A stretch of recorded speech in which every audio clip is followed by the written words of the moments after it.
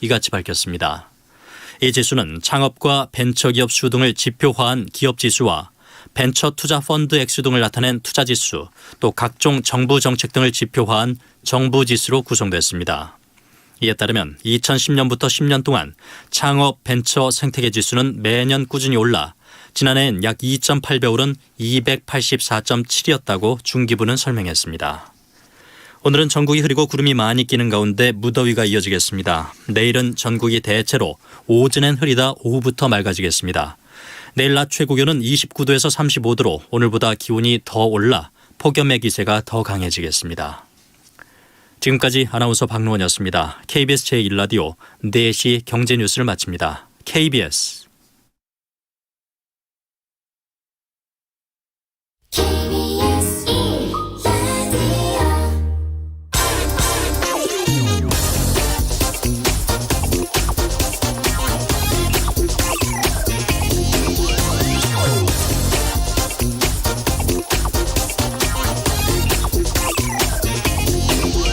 도지코인이라는 가상화폐 있죠. 잭슨 팔머라는 개발자가 재미삼아서 만들었다고 알려져 있습니다.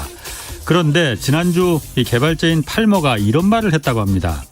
도지코인뿐 아니라 비트코인 등 가상화폐 전부가 평범한 사람들의 돈을 착취하기 위한 부자들의 놀이터가 됐다. 또 테슬라의 CEO죠. 일론 머스크 같은 이 소수의 권력자들이 가상화폐 시장을 갖고 놀면서 여기 투자하겠다고 뛰어든 개미들의 돈을 빨아들이는 일종의 금융 착취다라고 말이죠. 또 가상화폐의 출발은 기존의 중앙 집중식 금융 시스템을 어떻게 좀 개혁해보자는 그런 선한 의도가 있었지만 지금의 가상화폐들은 소수의 권력자들에 의해서 철저하게 중앙 집중화되고 있다 이렇게 밝혔습니다. 그러면서 다시 가상화폐 개발에 그럼 나서겠느냐 이렇게 물었더니 자신은 진심으로 절대 돌아가지 않을 것이라고 이렇게 답했다고 합니다. 가상화폐 개발자가 직접 한 말이니까 지금 가상화폐 투자하시는 분들은 한번 귀담아 들어주셔야 할 것 같습니다. 안녕하십니까. 경제와 정의를 다잡는 홍반장, 저는 KBS 기자 홍사원입니다. 일라디오 이제 콩에서 보이는 라디오로 시청할 수 있습니다. 콩 앱 하단에 있는 캠코더 마크 누르시면 됩니다. 물론 유튜브로도 볼 수 있습니다. 자, 홍사원의 경제쇼 출발하겠습니다.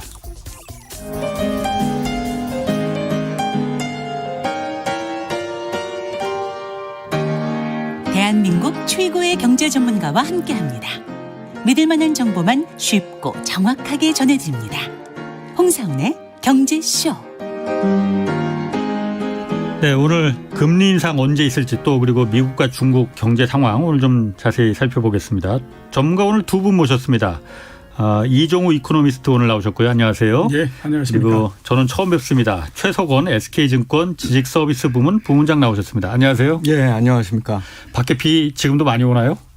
오다 말다 막 그러는데. 그래요? 예, 올 때는 아주 무섭게 오네요. 아까 예. 뭐 앞이 안 보일 정도로 오던데 막. 그렇습니다. 예. 자, 그 앞이 안 보이는 거, 뭐 비만 그런 것 같지 않습니다. 원래 금리 한국은행에서 이주열 총재가 계속 올린다 계속 예고를 했었잖아요. 그런데 예.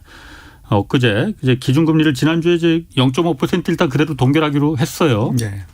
그런데 이주열 한국은행 총재가 국회에서 저는 그 말이 굉장히 좀 이걸 어떻게 무섭게 들었다고 해야 되나? 금리 인상이 늦으면 늦을수록 더 큰 대가를 치를 거다.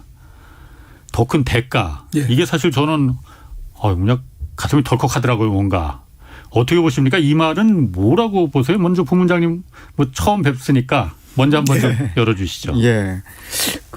결국은 통화정책 당국자의 목표가 뭘 거냐 생각을 해보면 여러 가지가 있습니다만 그중에 물가 안정이 있을 거고요. 예.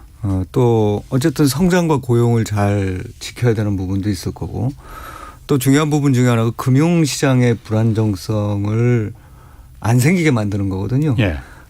그래서 이제 바꿔 얘기하면 그 대가라는 게 결국 뭐냐면 현재 상태가 지속이 되면 물가가 굉장히 오르든가 또 예를 들면 고용이나 이런 거는 크게 개선되지 않은 상황에서 자산 가격이 급변동하면서 뭐 너무 올랐다가 다시 크게 떨어지고 이러면서 금융 시스템 자체가 불안해질 수 있는 이제 이런 가능성을 지적하신 거겠죠.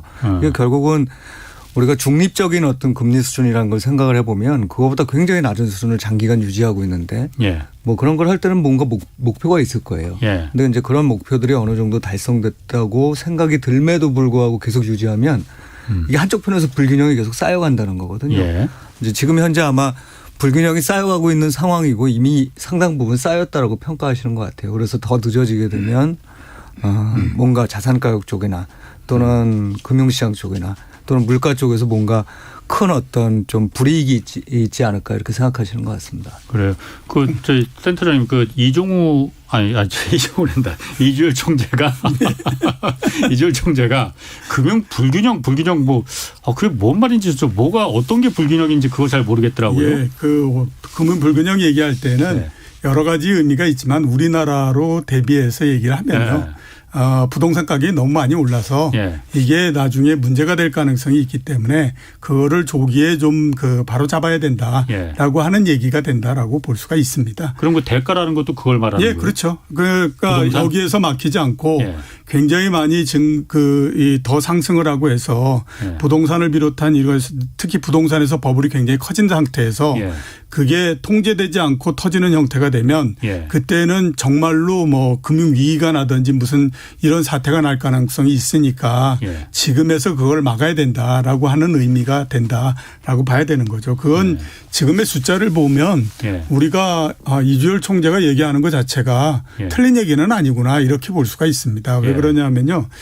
우리나라의 지금서부터 한 1년 전서부터 현재까지 전국의 아파트 가격 상승률이 예. 어느 정도 되냐면 24% 정도가 됩니다. 오른 게? 예. 오른 게 24% 예. 정도가 되는 거죠. 1년 사이에. 예. 2010년 정도서부터 따져가지고 한 10년 동안 평균적으로 예. 1년에 어느 정도 올랐냐 하면 2.6% 정도 상승을 했거든요. 예. 그러면 2.6%하고 24%를 따지면 9년 동안 올라야 되는 것이 1년 안에 그렇지. 한꺼번에 다 올라버렸다라고 하는 네. 거예요. 그러니까 이런 수치를 보면 예. 이게 한국은행이나 이 입장에서 봤을 때는 이게 도대체 어떻게 되려고 이러냐 이런 생각을 가질 수밖에 없잖아요. 그리고 여기에서 그대로 더 가서 정말로 뭐 상승률이 30%에 도달하고 이러면 이건 진짜로 엄청난 문제가 생길 수밖에 없거든요. 이제 그런 거고 또 한 면에서 우리 이제 한국은행이 걱정을 하는 거는 예. 가계부채 문제인 거죠. 예. 우리나라의 가계부채 총 규모가 1936조 정도로서 보고 있거든요. 예. 작년도에 우리나라의 GDP가 얼마냐면 1836조입니다. 100% 그러면 가계부채가 105% 정도가 되는 거예요. 예. 그러니까 이 가계부채 규모 자체도 엄청나게 클 뿐만 아니라 또 문제는 뭐냐면 증가 속도가 엄청나게 빨라요. 예. 작년 같은 경우에 9.5%였거든요. 예. 다른 선진국 같은 경우를 보면 캐나다하고 스웨덴이 굉장히 빠르다라고 해서 6% 정도고요. 예. 그다음에 미국이 3.4% 정도밖에 안 됩니다. 그러니까 미국의 가계부채 증가하는 거의 3배 정도의 속도로서 우리가 올라왔고 예.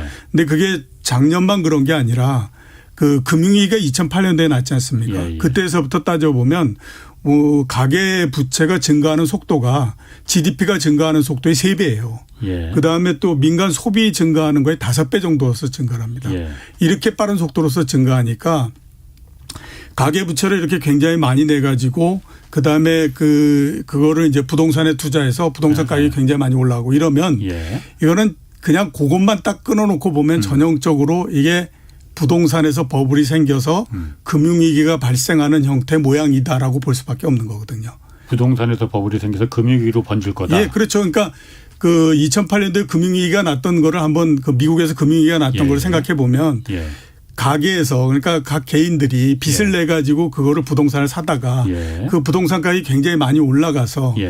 이제 그거를 정부가 못 견디고 중앙은행이 못 견디니까 금리를 굉장히 빠른 속도로서 올리고 예. 그렇게 되다 보니까 나중에 이제 부담이 커져서 사람들이 이자를 못 내고 빚을 못 갚는 형태가 되다 보니까 예. 나중에 가면 이 집이 경매에 넘어가고 이러면서 한꺼번에 다 날아가 버리는 형태가 되거든요. 은행 시스템이 무너지고. 은행도 무너지고 이런 형태가 되니까 지금까지 우리가 진행되고 있는 형태만을 딱 보게 되면 그런 모습일 수밖에 없다라고 봐야 되는 거죠. 그래서 대가라. 예, 그러니까 한국은행 입장에서는 이게 더 커지게 되면 엄청난 대가를 치를 수밖에 없다. 그러니까 여기에서 뭔가를 해야 된다 이런 생각을 갖는 거죠. 그럼 부원장님 제가 좀 기본적인 질문을 의문을 좀 물어볼게요. 예.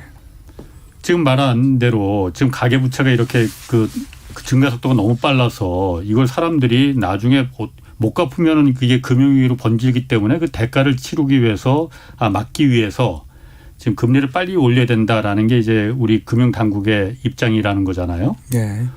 아니 오히려 금리를 올리면은 지금 받아놓은 그 빚이 상환을 할 수 있는 그 부담이 더 커지는 건데 그럼 더 문제가 되는 거잖아요. 네, 그렇죠. 네. 맞습니다.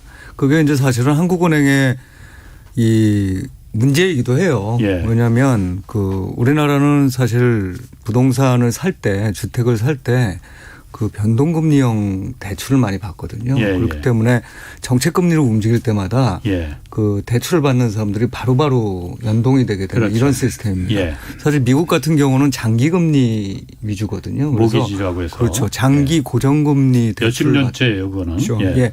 그건 이제 많이 옮겨보려고 했어요. 우리나라도. 그런 시도를 여러 차례 했었는데 잘 안 됐어요. 그러는 바람에 현재도 거의 나가는 대출의 상당히 많은 부분 뭐 대략 한 60% 이상이 예. 70% 정도 되는 것 같아요. 그 정도쯤이 이 단기 금리 연동형으로 나갑니다. 말씀하신 예. 대로 그것 때문에 사실은 나중에 이 한꺼번에 금리를 많이 올려야 되는 이런 시점이 되면 충격이 굉장히 커질 수밖에 없어요. 그래서 지금 한국은행의 입장을 잘 이제 해석을 해야 되는 게 우리 이종우 센터장님께서 워낙 좀 무서운 얘기들을 해주셨지만 예.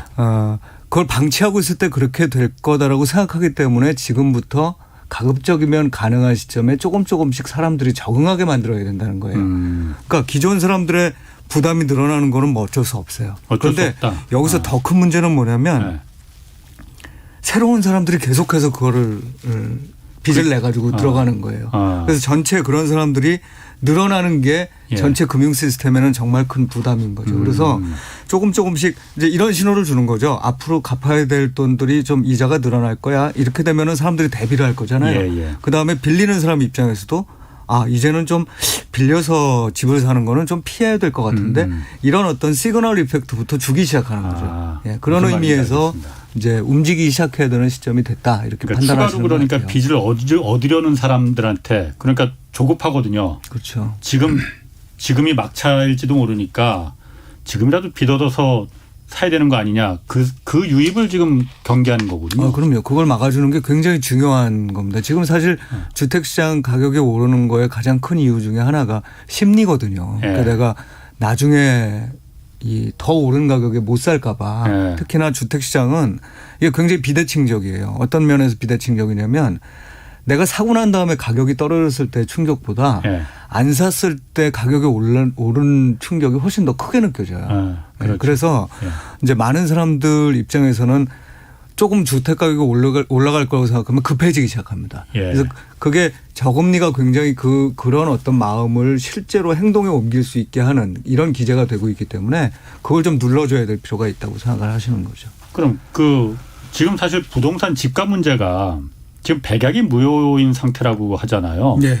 금리 올리면은 지금 아까 말씀하신 대로 금리를 조금씩 올리면은 새로 그야말로 그 대출 시장에 진입하려는 신규 수요자는 좀 막을 수 있지만은 금리를 올린다고 해서 지금 집값이 올린다고 해서 5% 6% 이렇게 올릴 수도 없는 거고 잡힐 수 있습니까? 당장에는 잡히기는 어렵다라고 봐야 되죠. 그러니까 물론 이제 어느 정도 금리를 올리느냐. 그다음에 지금의 집값에 대해서 사람들이 어떤 정도의 부담감을 느끼고 있느냐 하는 것들에 따라서 다르기 때문에 일괄적으로 이렇게 얘기하기는 어렵지만 그래도 이제 과거의 경우를 봤을 때는 금리를 한두 번 올린다고 해서 갑자기 바뀌거나 그러지는 않습니다. 어차피 가격이라고 하는 것이 지금 굉장히 많이 달아올라서 쭉 가는 상태이기 때문에 그렇거든요.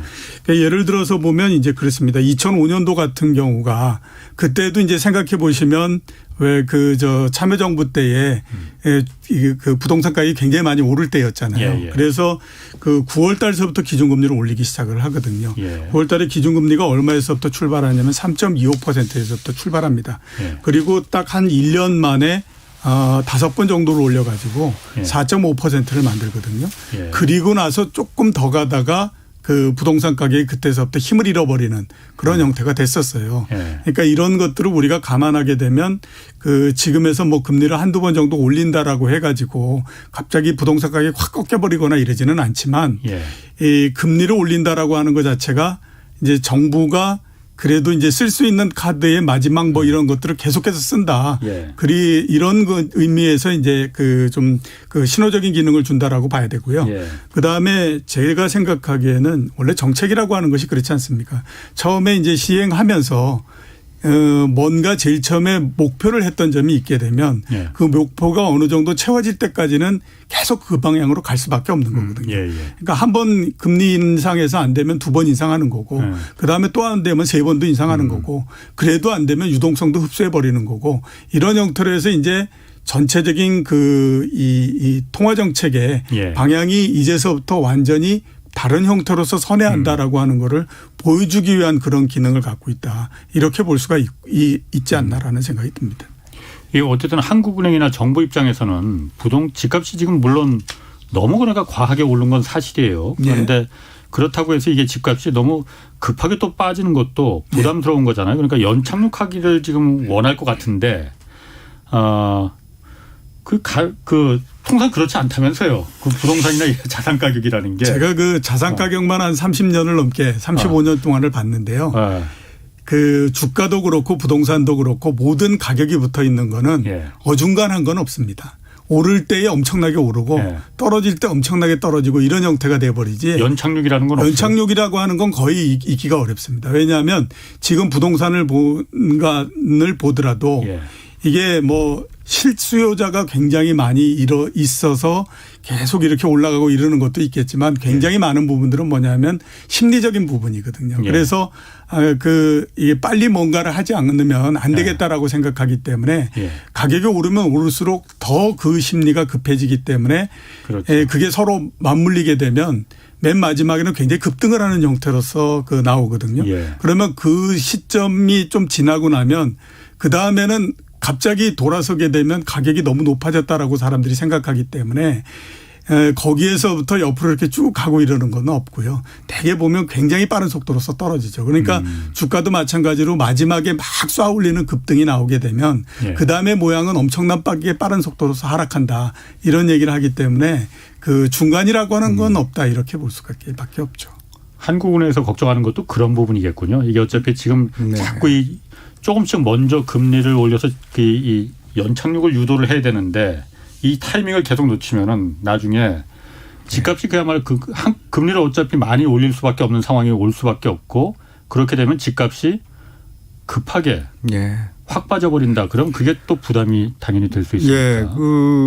그래서 이제 사실은 뭐 제가 이제 상당 부분 우리 이 센터장님 말씀에 동의를 하는데 이제 그럼에도 불구하고 저는 어떤 생각을 갖고 있냐면 역사적으로 보면요. 우리나라가 굉장히 이 부동산 시장이 들쭉날쭉하고 많이 올랐다가 또 빠지고 이랬다고 생각이 들지만 그래도 우리는 제가 보기엔 글로벌 관점에서 보면 상당히 잘 통제됐던 시장이었었어요. 부동산이? 그게 그나마 한국은행을 비롯한 정책 당국자들이 사전에 그런 리스크를 좀 줄이려고 노력들을 많이 했었거든요. 그래서 지난번 이제 금융위기 이후 뭐 또 말씀하셨던 2005년 그때 이제 있었을 거고요. 그다음에 우리 또 그 이후에도 또 주택가격 상승 시기가 있었었고 이런데 우리는 가만 생각을 보면 금융위기까지는 안 갔잖아요. 그죠? 그렇죠.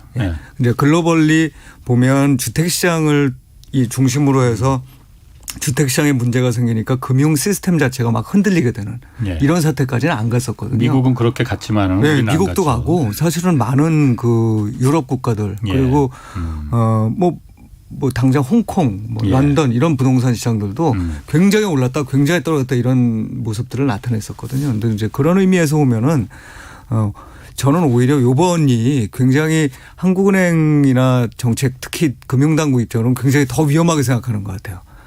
왜냐하면 속도가 너무 빠르니까 우리가 그동안에는 잘 요거를 매니지해 가지고서 그래도 금융위기까지 안 가게 했는데 이번에는 이게 상황이 코로나19 때문에 마음껏 뭔가 할 수 있는 입장도 사실 못 되잖아요. 그렇죠. 그러다 보니까 한국은행 입장에서는 조금 더 지금 그 마음이 급해지고 서두르는 거 아닌가 이런 생각이 듭니다. 이번이 그러면 그 정도로 그럼 부동산이 지금 위험한 상태라고 보시는 거예요? 상승률로 보면 사실 2000년대 초반에 더 컸었어요. 네. 컸던 적이 있었고. 더 컸었잖아요. 예, 그때가. 컸었던 적이 있었고 한데 지난 아까도 말씀 주셨지만 지난 한 15년간 이렇게 놓고 보면 지금이 금융위기 전이죠. 금융위기 전에 글로벌 부동산 시장이 확 하고 오를 때 그때 수준하고 비슷하게 우리가 지금 올라가고 있는데 그중에서도 우리나라가 다른 나라도 지금 부동산 가격 올라요. 그런데 우리나라가 더 올라요 최근에.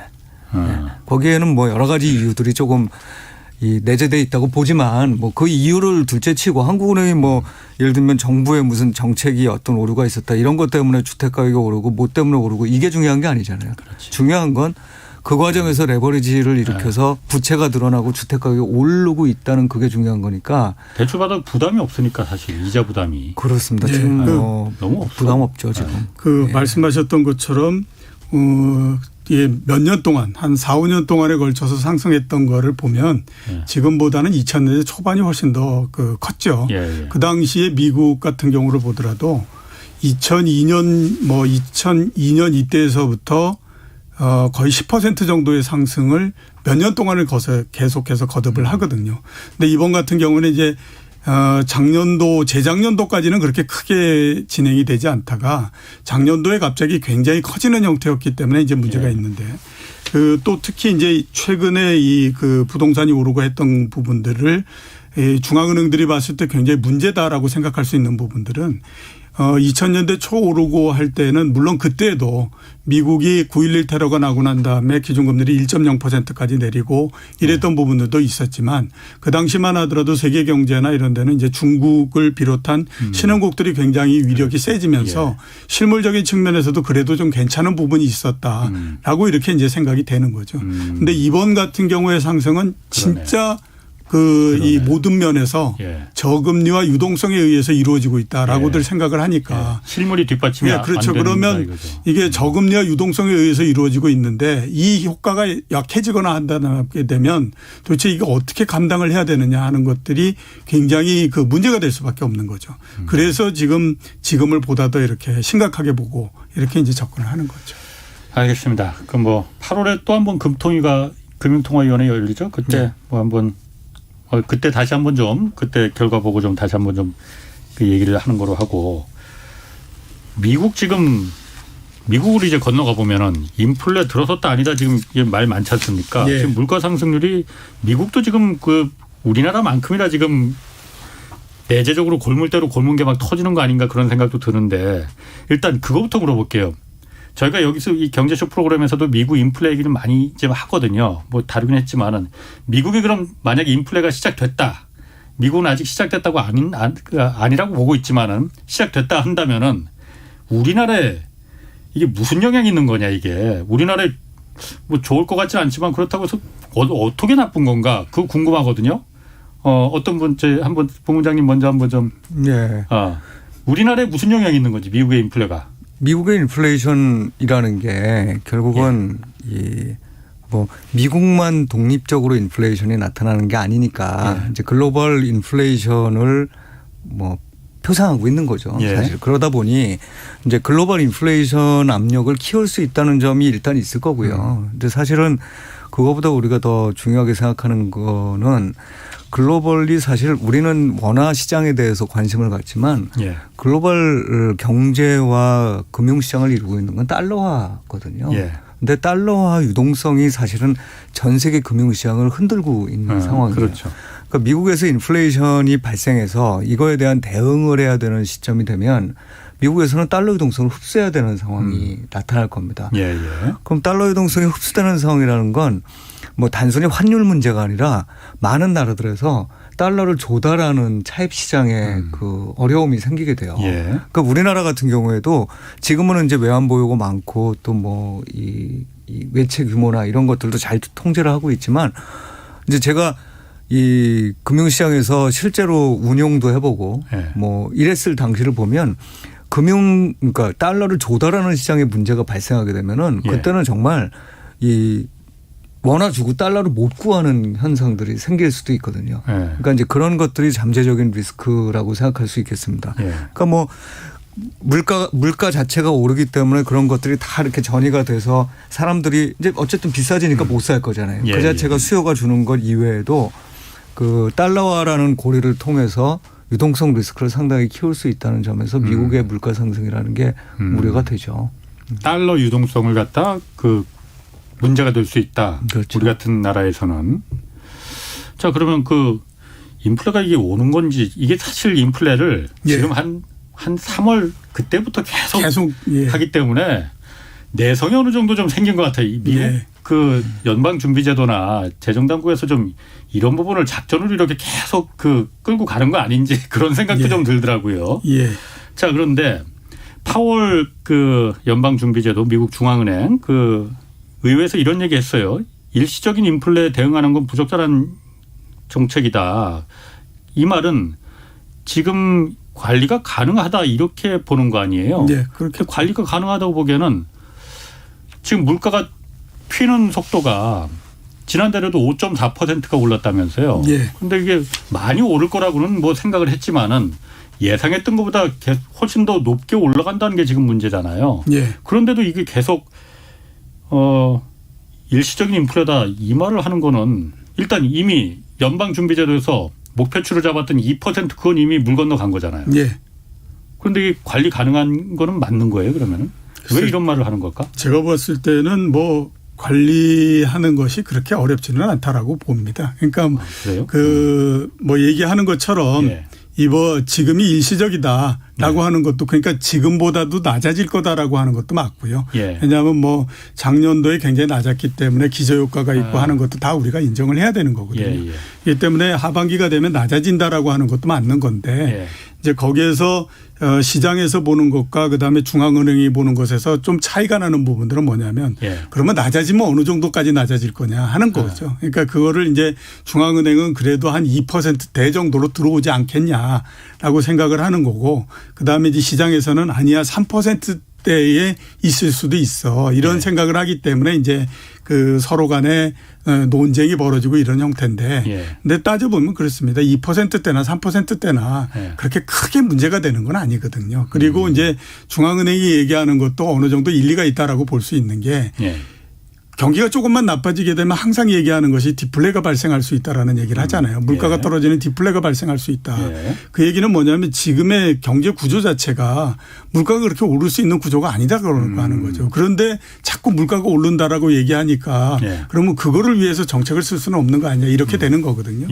근데 그렇기 때문에 제가 생각했을 때는 우리가 얘기하는 소비자 물가 이런 걸로 해서의 물가 이 부분들은 그렇게 크게 문제가 될 것 같다라는 생각은 안 들어요.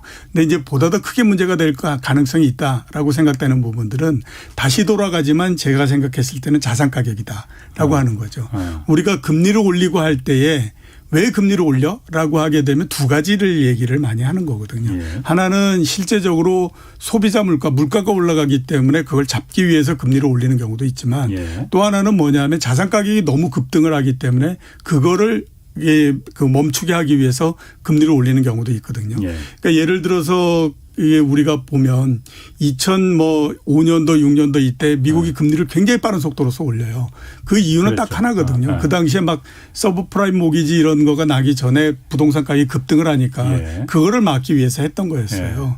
그러니까 이제 그와 마찬가지로 지금에서 제가 봤을 때 더 크게 문제가 되는 부분들은 뭐 소비자 물가 상승률이 2%가 되건 3%가 되건 그게 뭐가 그렇게 크게 문제가 되겠냐라고 하는 거죠. 근데 미국도 역시 마찬가지로 이렇게 막 이 부동산 가격 상승률이 한 해에 15%씩 막 이렇게 되고 그러면 이건 진짜로 크게 문제가 될 수밖에 없는 거거든요. 그렇기 때문에 오히려 그런 부분들이 더 문제가 되니까 연준 입장에서 봤을 때는 CPI로 얘기되는 소비자 물가 이런 것들은 크게 문제될 게 없다. 이렇게 계속 얘기를 하는 거죠. 그런데 그 미국 부동산도 지금 집값이 굉장히 많이 올랐다고 하는데 그런 부분에 대해서는 지금 전혀 그야말로 어떤 손쓸 조치 같은 걸 한국에선 그야말로 이주열 한국은행이 금리 올리겠다고 계속 말이라도 하지.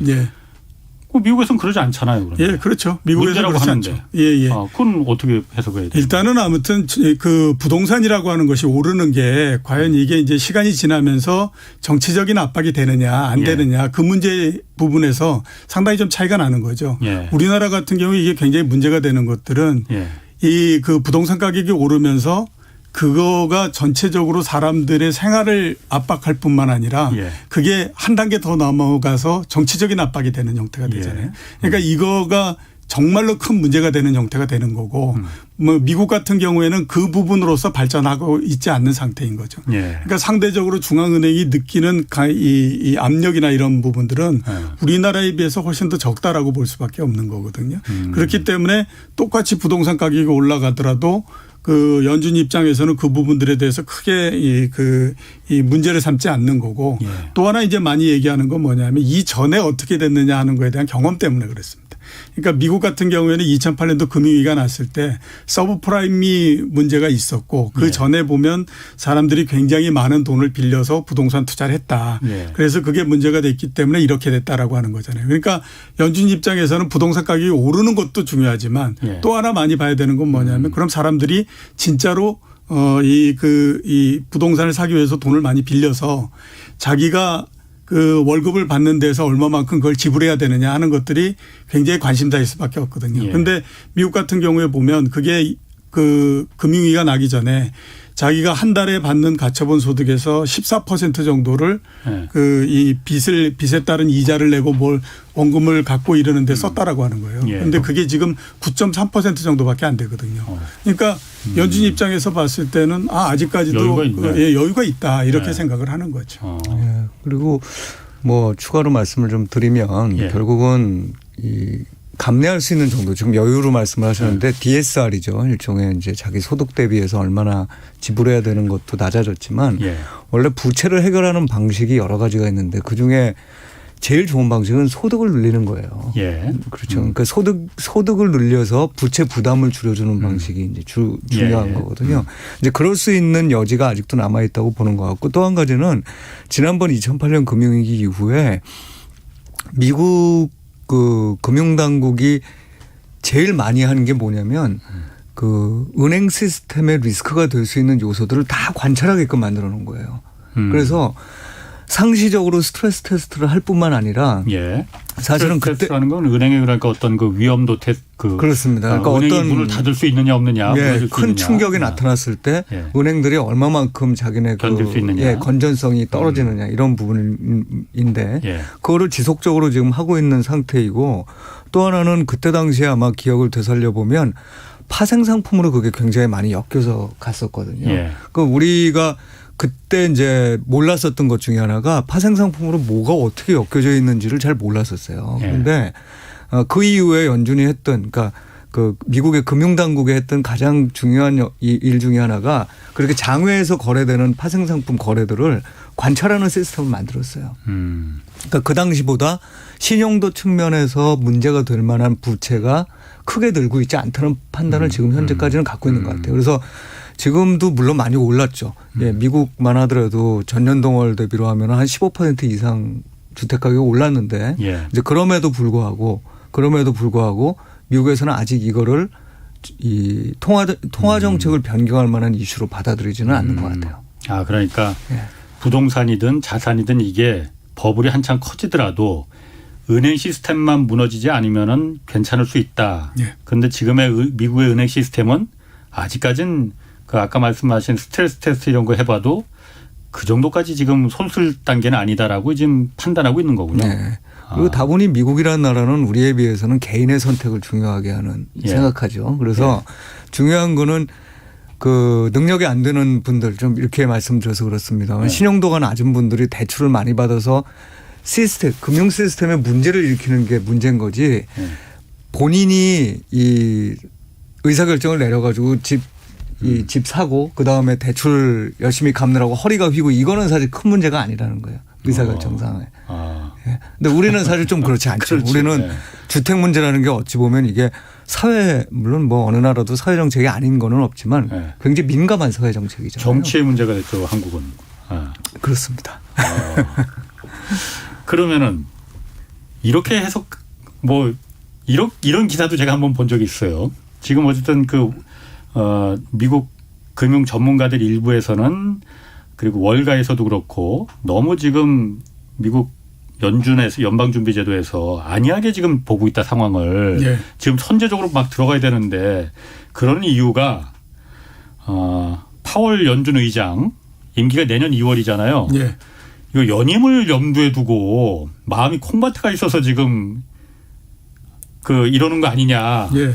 그런 음모론 비스무리한 시각도 또 있단 말이에요. 그거 예. 어떻습니까? 어떻게 보십니까? 글쎄요. 이 사람이 100이라고 하면 이 전체 의사결정을 하는 데 있어서 내가 100이라는 어떤 기준을 가지면 그중에 1, 2 이렇게 들어갈 수 있겠죠. 네. 그런데 제가 보기에 한나라의 통화정책 수장이라는 사람이 네. 그런 식의 의사결정을 내리지는 않을 거라고 저는 보고 있고 네. 사실 그건 전 국내도 마찬가지라고 봐요. 예. 그러니까 그 시기별로 예를 들면 조금 어떤 걸 먼저 마련해 놓고 그다음 사람한테 이렇게 넘겨주겠다. 이런 식의 생각은 할지 몰라도 내가 계속 해먹겠다. 이래가지고 이러면은 안 되는데 이렇게 하는 이런 경우는 제가 보기엔 좀 아닌 것 같습니다. 예, 원래 미국에 그러니까 연준 의장이 바뀔 때에 암암리에 있는 전통이 있습니다. 그게 뭐냐면 전임, 그러니까 이게 이제 나가야 되는 이 의장이 후임 들어오는 사람이 이 정책을 쉽게 할 수 있게 하기 위해서 금리를 올려놓거나 그다음에 정책을 타이트하게 하거나 이렇게 해서 후임자가 쉽게 할 수 있게 해주는 그 전통을 갖고 있거든요. 그렇기 때문에 어떻게 생각하면 말씀하셨던 거는 오히려 반대쪽으로 생각을 해야 되는 그런 부분이 있다라고 봐야 되는 거죠. 그렇군요. 예. 저희야 항상 이렇게 사람 의심하는 버릇이 있다 보니까는 이거 그럴듯하네. 그래서 물론 이제 여러 가지 이유들이 있겠지만 제가 봤을 때에는 연준이 계속해서 고수하는 거는 글쎄 저도 음모론 쪽으로서 한번 보게 되면 기존에 본인들이 얘기한 게 있기 때문에 지금은 발을 빼기가 굉장히 좀 어려운 상태 아닌가라는 생각이 들어요. 그러니까 작년도서부터 일관되게 계속 얘기했던 게 그거였지 않습니까? 2023년도 이전에 금리를 올리지 않는다 이렇게 얘기를 굉장히 많이 했거든요. 저는 그거는 결정적인 패착이었다라는 생각이 드는데 다른 어떤 나라도 자기네가 경제 상황이 어떻게 바뀔지 모르는데 3, 4년이라고 하는 것들을 아주 특정을 지어서 그 사이에는 우리가 금리를 움직이지 않을 거다라고 얘기하는 것 자체가 나중에 가게 되면 결국 연준의 발목을 잡는 그런 형태가 된 거거든요. 그러니까 이제 그게 문제가 있었다라고 봐야 되는 거고 두 번째는 왜 그러면 연준이 그렇게 시장에서 계속 금리를 올릴 가능성이 있고 올려야 되는 게 맞을 것 같고 심지어는 재무부 장관까지도 그 얘기를 하는데도 계속 고집스럽게 나가느냐. 또 하나 보게 되면 일단은 제가 생각했을 때는 연준도 미국 경제에 대해서 별로 자신이 없는 것 같다라는 생각이 굉장히 많이 들어요. 그러니까 자신이 있다라고 하면 근데 여기에서 금리를 올렸을 때에 우리가 어떻게 된다라고 하는 것에 대한 자신이 있다라고 하면 정책을 쓸 수 있는데 혹시 여기에서 금리를 올리는 정책을 썼다가 경기가 갑자기 나빠지는 거 아니야? 이런 거에 대한 의심을 끊임없이 계속하다 보니까 행동이 굉장히 늦을 수밖에 없는 거죠. 그리고 이게 이제 작년도 같은 경우에 금리를 굉장히 낮췄다고 난 다음에 시간이 얼마 지나지 않은 상태가 되니까 여기에서는 정책을 굉장히 쓰기가 어려운 상태 이렇게 될 수밖에 없는 거죠. 그렇게 되다 보니까 계속해서 시간이 지나면서도 연준은 계속 상황의 변화에 관계없이 우리가 원래 얘기했던 거를 계속해서 고수해하면서 이렇게 갈 수밖에 없는 지금 상태 이런 상태라고 볼 수 있는 거죠. 이게 양극화가 굉장히 심화된 상황인데다가 사실은 말씀하셨듯이 이 자신감을 잘 못 갖는 게 이게 올해 성장을 굉장히 다 높을 거로 생각하잖아요. 올해 이제 7% 성장을 한다. 예를 들어서 미국이 그 정도 이제 전망이 나오고 있는데 그 정도 전망을 했을 때 2019년부터 비교해가 2019년 비교해서 2021년 올해죠. 올해 성장률이 얼마냐면 한 3% 중반 정도 돼요. 초중반. 그 얘기는 19년에 비하면 그렇죠. 그 얘기인즉슨 2년에 걸쳐서 1년 평균으로 보면 한 1.67 요 정도쯤 성장한다는 거예요. 근데 그게 그나마 굉장히 좋은 미국인 경우에 그런 거고요. 우리나라가 제일 좋습니다. 사실은. 예. 우리나라는 작년에도 타격이 적고 올해도 그렇죠. 잘 하고 있기 때문에. 예. 그런데 대부분의 유럽 국가들은요. 예. 작년에 회복하고 올해 플러스 성장률 이만큼 나오는데 예. 그거 다 넣어봤자 예. 2019년 대비해가지고 보면은 2019년보다 마이너스인 나라들도 있어요. 그러니까 사실은 우리 이제 굉장히 빠른 속도로 회복되고 있는 건 맞는데 그 미국의 중앙은행 수장 입장에 보면 아직도 600만 명, 뭐 700만 명 되는 사람이 그 당시보다 이 실업 상태에 놓여 있고 예. 성장률도 지금 연평균으로 보면 한 1.5% 성장한 거에 불과하고 이런 상황에서 사실은 인플레이션, 이제 아까 인플레이션에 대해서 상당히 이제 뭐 저도 비슷한 의견입니다. 인플레이션을 크게 보고 있지 않는데 뭐 당연하다고 생각을 하고 인플레이션이 우리 저 AIT라고 들어보셨잖아요. 그 Average Inflation Target이라고 그래서 평균적인 인플레이션을 보겠다 이렇게 나서는 거거든요. 그러니까 뭐 평균적인 인플레이션을 본다 그럴 때 얼마 평균을 봐야 될까요? 얼마 평균? 몇 년 평균? 그러니까 1년 전체로 해서 한 2%로 관리하겠다. 그게 이게 아니에요. 그게 아니고요. 그 연준에서 나온 그 페이퍼를 보면 그때 테스트를 하는데 4년 평균, 8년 평균 이런 걸 놓고 테스트를 합니다. 그러니까 우리는 그냥 이렇게 볼 때 평균 한 1년치 보면 되는 거 아니야 이렇게 생각을 하지만 실제로 인플레이션 익스펙테이션만 어느 정도 통제된다면 연준은 한 3, 4년 정도 평균치로 한 2%대로 이다가 막을 수 있으면 되는 거 아니야 그런 생각을 갖고 있는 거거든요. 그렇군요. 예, 그래서 우리랑은 아마 사뭇 정책이 다를 거다 이렇게 보여집니다. 그럼 아까 조금 전에 말씀하시기를 미국이나 유럽이나 그렇게 성장이 그러니까 어쨌든 코로나 때문에 그렇게 크게 그냥 떨어졌고 지금 회복 속도도 그렇게 좋지 않은데 우리나라는 왜 그렇게 좋은 거예요? 우리나라는 일단 경제 시스템적으로 이 셧다운이 되면서 생산을 중단한 적이 거의 없어요. 그게 굉장히 일단 중요하고 그다음에 우리나라의 기본적인 산업 구조가 제조업이잖아요. 그렇죠.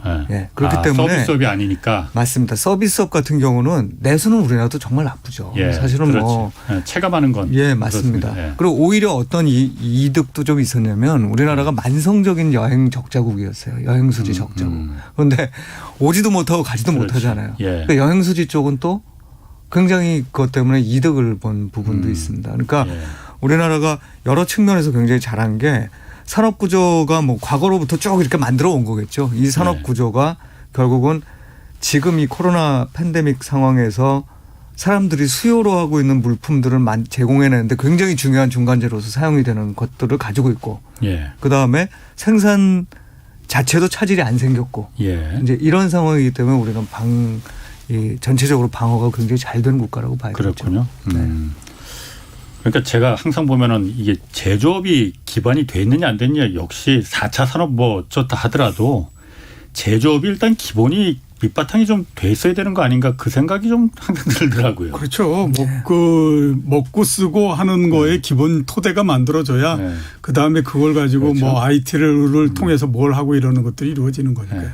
자, 그 중국도 그러니까 지금 2분기 성장률 발표했어요. 그런데 굉장히 안 좋았습니다. 2분기 경제 성장률이 7.8%, 1분기가 거의 18% 이 정도 됐었잖아요. 그런데 지금 뭐 반토막 났는데 2분기 성장률이 왜 이렇게 떨어진 거예요? 중국이 오래전부터 그 얘기는 있었어요. 성장의 모멘텀이 지금 떨어지고 있다라는 얘기는. 드디어 나타나는 건가요? 중국이 지금? 그러니까 작년도에 분기별 성장을 보면 2분기가 낮아진 게 당연하다라는 생각을 할 수밖에 없는 게요. 작년도 1분기에 중국의 경제 성장률이 마이너스 6.8%였습니다. 그리고 2분기가 3.2%였거든요. 올라갔구나. 그러니까 당연히 그 작년에 있었던 기저효과를 따지게 되면 내려가는 건 당연하다라고 봐야 되죠. 그러니까 이제 1분기에 비해서 크게 떨어졌다 이렇게 볼 수가 있는데 그거는 그렇게 크게 의미가 있는 숫자다라고 보이지는 않고요. 대신에 이제 생각보다는 조금 더 내려갔다라고 볼 수가 있죠. 원래 이제 시장에서 예측할 때가 8.1% 정도 하지 않겠냐라고 생각을 했던 거였거든요.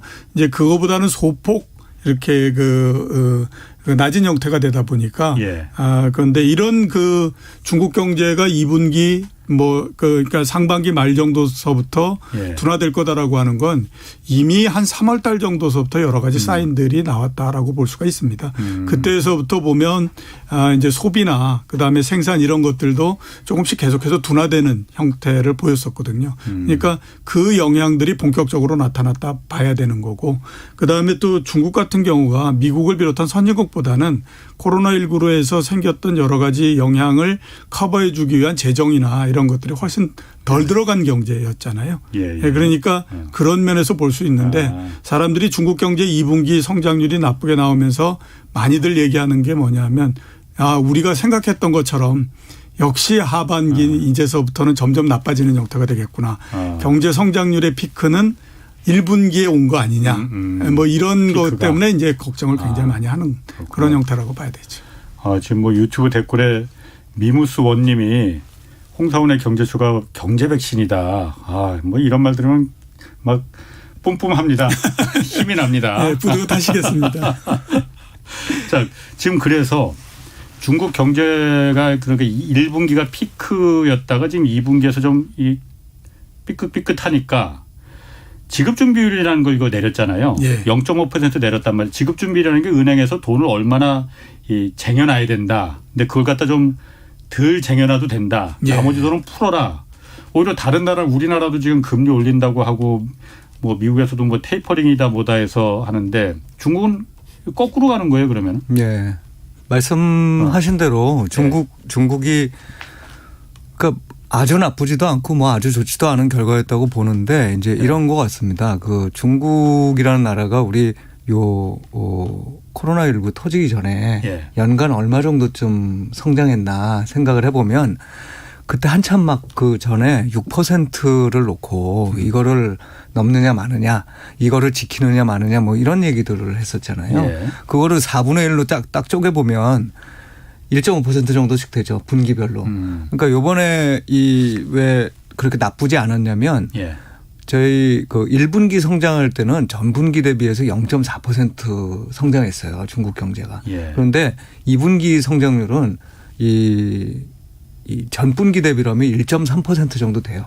그러니까 사실은 분기별로 봤을 때는 1분기보다 2분기가 더 높았던 거예요. 7.9% 성장했다는 게. 그런데 말씀드린 대로 분기별로 한 1.5에서 1.6 정도를 해야 사실은 6% 정도 연간 성장이 가능한 이 경제잖아요. 그런데 그거보다 지금 낮은 상태로 가는 거거든요. 그러다 보니까 이게 하반기 때 말씀하신 대로 지금 그 다른 나라들은 이미 돈을 많이 풀어놓은 상태이기 때문에 그 효과가 올해 하반기 때도 이제 지속이 될 거예요. 그 재정 정책이. 그런데 한 게 별로 없어요. 그러다 보니까 이제 중국 같은 경우에는 그거를 제가 보기엔 한 1.5% 내외로 올리려는 시도 정도가 아닐까. 근데 그 이상으로 하기도 굉장히 어렵다. 그러니까 적극적인 이 팽창 정책을 쓰기도 어렵다. 왜냐하면 중국 겁나거든요. 뭐가 겁나냐면 거기도 자산 가격 문제가 있고. 중국도 돈을 워낙 많이 풀었잖아요. 옛날에 많이 풀었죠. 옛날에. 이번에는 사실은 그렇게까지 많이 풀지는 않았어요. 그리고 상대적으로 지금 중국의 정책금리는 이제 대출금리인데 중국 정책금리는 3%대예요. 3% 후반이에요. 그리고 중국의 10년물 금리죠. 그 장기 그 국채금리는 한 3%가 조금 안 되는 수준 정도거든요. 그러니까 중국은 금리를 통해서 이렇게 통화량을 조절하는 게 대출량을 통해서 조절한다고 하더라고요. 대출량을 통해서 조절하는 것도 있고 또 이제 그러다 보니까 대출 금리를 통해서 조절하는 거죠. 그리고 사실 사회주의 국가이기 때문에 또 대출의 상당 부분이 그 우리가 민간 부분 대출로 잡혀 있는 것조차도 사실은 이 중앙정부에 의해서 이렇게 커버가 되고 있는 기업들이기 때문에 어쨌든 그런 대출이 이미 많이 늘어나 있는 상황이기 때문에 이번에 그 좀 완화적인 그런 스탠스를 취하더라도 그렇게까지 완화적이진 못할 거다 이렇게 보는 거죠. 그럼 이걸 부양책으로 볼 정도까지는 아닌 건가요? 그러면 뭐 부양책이라고 저는 뭐 보기보다는 그냥 그 경제를 안정화시키는 정도라고 생각을 합니다. 그래요. 그럼 센터장님 너무 길게 하지 마시고 시간이 얼마 없습니다. 그럼 중국 그 경제 성장이 지금 모멘텀이 지금 꺾이고 있다고 하면은 중국 정부 입장에서도 좀 뭔가를 해야겠다, 부양책 같은 거 써야겠다, 뭐 이런 생각 들지 않겠습니까? 뭐 그렇게 심각하게 생각하지는 않을 겁니다. 그래요? 왜냐하면 앞에서 얘기했던 것처럼 그 이번에 뭐 경기 둔화가 굉장히 심하다라고 하면 부양책을 쓰겠다라고 생각을 하겠지만 그게 아니라 아주 좋지도 아주 나쁘지도 않은 상태니까 여기서 굳이 부양책을 써야 될 이유가 없다라고 생각을 할 거고요. 그렇구나. 또 하나는 그동안에 계속 중국도 자산 가격 특히 부동산 때문에 문제가 있었기 때문에 여기서 뭐 특별하게 어떤 정책을 쓰거나 그럴 가능성은 그렇게 높지 않다라고 봐야 되겠죠. 알겠습니다. 그럼 마지막으로 우리나라 이제 다시 우리 경제 하반기 시장의 관전 포인트 무엇이 될 건지 한 15초 정도씩만 한마디씩만 좀 해 주시죠. 부문장님 먼저 네, 하반기 뭘 봐야 될까요? 뭐 결국 그 뭐 너무 할 얘기가 많긴 한데 짧게 일단 시간이 없습니다. 짧게만 제가 말씀을 드리면 이제 제조업 경기가 계속 잘 될 수 있느냐, 결국 수출이 잘 될 수 있느냐가 우리의 핵심인 것 같고 이제 싹 그게 백신 접종으로 이어져서 내수 경기로 이어지는 게 우리한테는 굉장히 중요한 지금 이 상황이다. 거기까지. 예. 이번에 지원금 통해서 재정 통해 가지고 소비가 얼마만큼 증가할 수 있느냐 이게 중요한 포인트다라고 봐야 되겠죠. 그거 중요할 것 같습니다. 예. 그 내수가 얼마나 돈이 도느냐. 예. 알겠습니다. 오늘 두 분 감사합니다. 지금까지 이종호 이코노미스트 그리고 최석원 SK증권 지식서비스 부문 부문장 함께했습니다. 두 분 고맙습니다. 예, 고맙습니다. 감사합니다. 네, 오늘